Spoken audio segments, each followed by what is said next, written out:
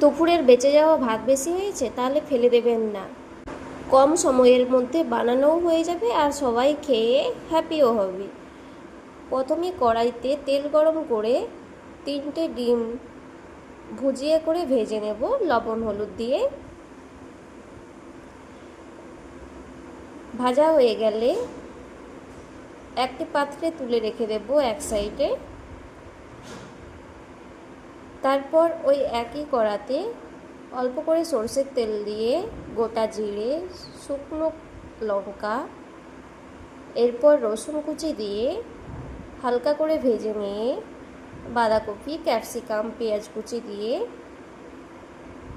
লবণ হলুদ গুঁড়ো দিয়ে হালকা করে ভেজে নিয়ে সব সবজিগুলো একসঙ্গে,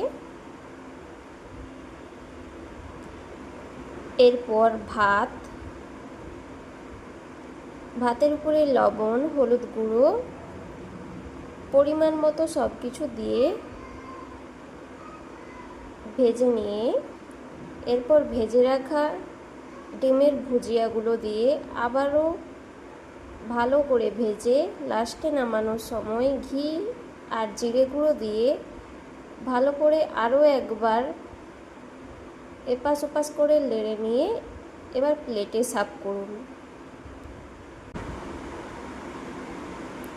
ওয়াও।